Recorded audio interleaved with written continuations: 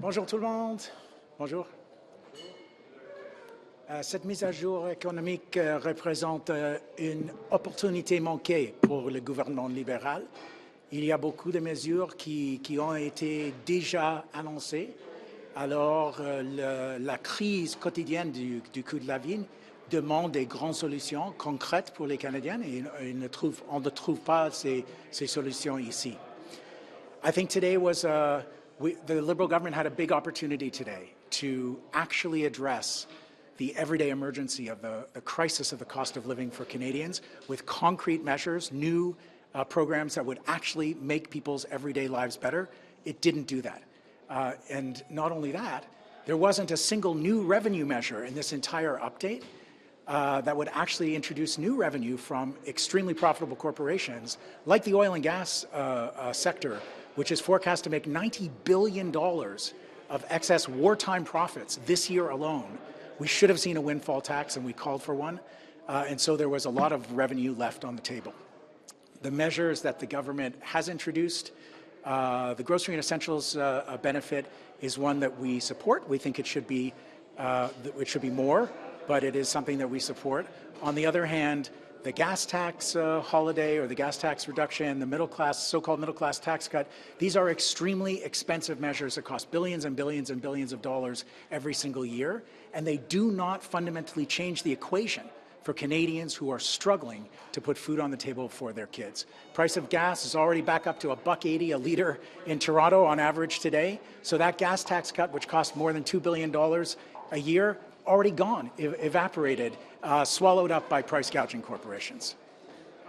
On the notion that there's no increased government revenue from the oil and gas sector, it's not entirely true, because by including EOR, enhanced oil recovery, into carbon capture, utilization, and storage, the government's forecasting almost $400 million over 3 years. I would call that a new subsidy for the oil and gas industry, which was demanded by Alberta as part of the MOU with the Liberal government. This was, the whole notion of carbon capture and storage. It's supposed to be the big climate solution that's going to negate the carbon impact of extracting all the oil and gas in Canada. Instead, the industry traditionally uses it to get more oil and gas out of the ground, and the Liberal government just opened that up for Alberta. That's a subsidy to oil and gas, not a new revenue measure. Can I actually hear from Ms. McPherson on that too? Because obviously this is one that oil and gas companies have called a game changer in your home province. I'm just wondering your take on the inclusion of EOR for CCUS credits. Well, thank you for the question, but I think I will let the leader speak to the budget today. I think that's fair. Thank you.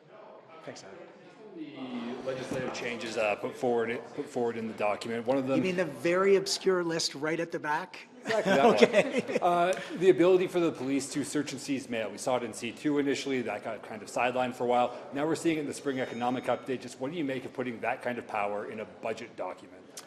Yeah, I think it's legitimate to introduce non-monetary measures. It's a major legislative moment to bury a significant new power in the penultimate page of the document itself. It seems like more light should be shone on a measure like that.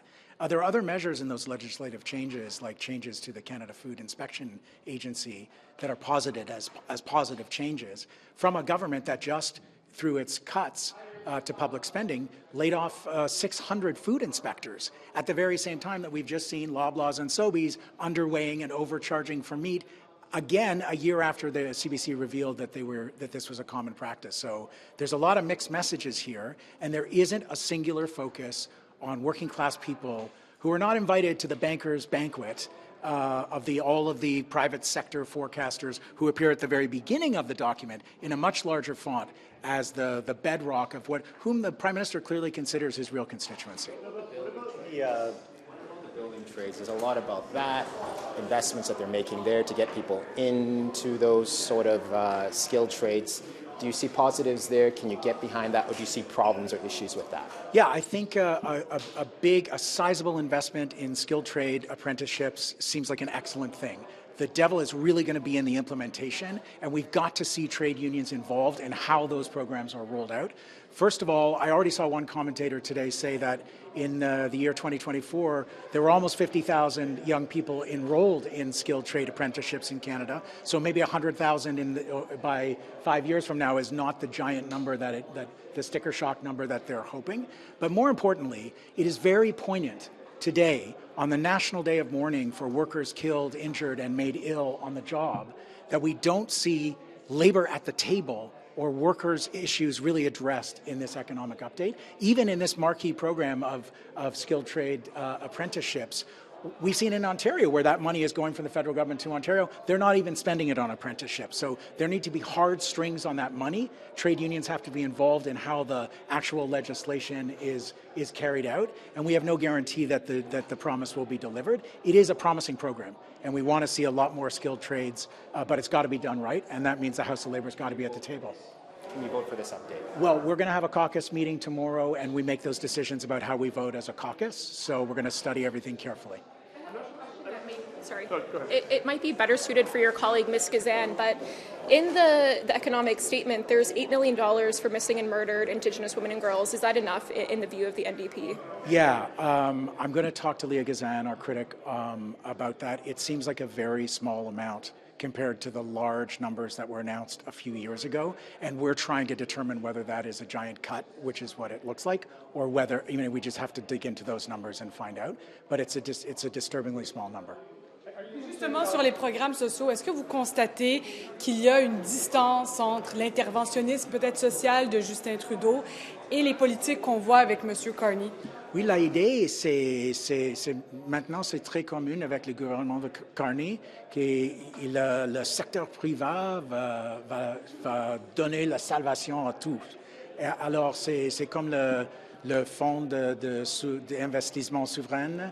C'est un modèle qui est un fort contraste avec la Norvège, qui est cité comme exemple. Oui, en Norvège, il y a un modèle, il y a une compagnie publique de pétrole avec des grandes taxes et une réserve énorme de fonds pour les biens publics. Alors maintenant, ici au Canada, on cite l'exemple de Norvège, mais en fait, c'est des dons publics pour soutenir les projets privés. C'est un contraste très fort, et c'est l'approche de Carney.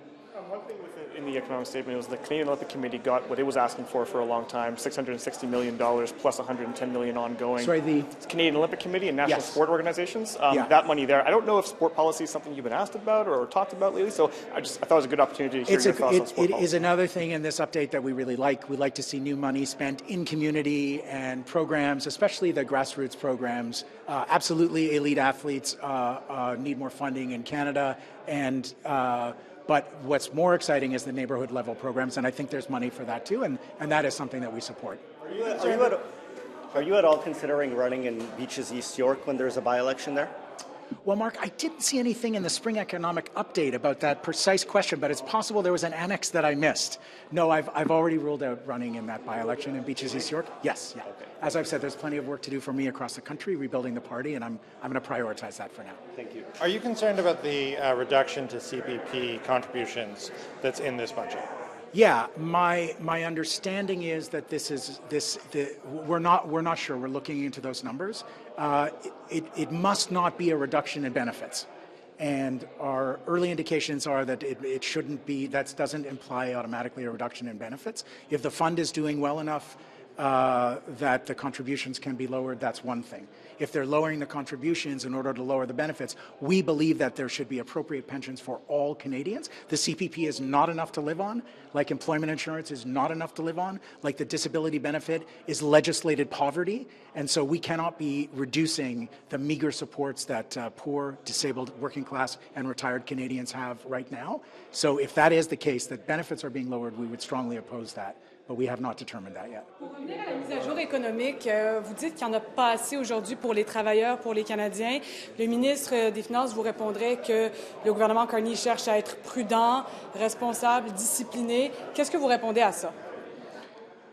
Oui, mais les mesures comme le tax cut, the middle class et tout ça, et pour le taxe sur pétrole, ce sont des mesures très très cher, avec c'est pas un grand bénéfice aux travailleurs et travailleuses. Maintenant, aujourd'hui, c'est $1,80 pour un litre de pétrole à Toronto. Alors, c'est disparu, cette mesure qui est 2 plus que 2 milliards de dollars chaque année.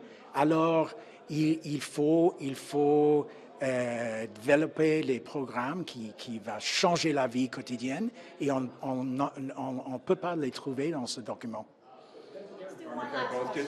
Dental care and pharmacare both just got passing mentions in this document. What do you make of that in terms of these program standings with this current government? I mean, there is one mention of the word pharmacare in this entire document. And the reality is that in the last days and weeks, we've heard from Prince Edward Island, Newfoundland, and I believe we will shortly hear from Nova Scotia that the federal government is refusing to fund the quote-unquote national pharmacare program that Heather and Dawn and the rest of our caucus won from the Supply and Confidence Agreement. It is shameful. The Carney government committed to fulfilling that program. You should not have to live in an NDP province like Manitoba or British Columbia, who were among the first to sign the pharmacare agreements with the federal government, in order to get that fundamental benefit. We should have pharmacare for all. We've been fighting for that for generations. The Liberals have been promising it since 1993. And we still don't have it, even though we won it. And that tells you everything you need to know about the priorities of this government. This government is creating a fund with tens of billions of dollars of public money to benefit these massive private projects that will make huge profits for already profitable corporations. We should be investing that kind of money in the economy of care, where Canadians work and actually take care of each other, that binds our society together. We don't see pharmacare. We don't see increased investments in healthcare. We don't see the other main demand that we made of the Prime Minister to enforce the Canada Health Act and stop the rampant privatization of healthcare in Canada. This government does not have the priorities of working-class Canadians at heart. Thanks, everybody.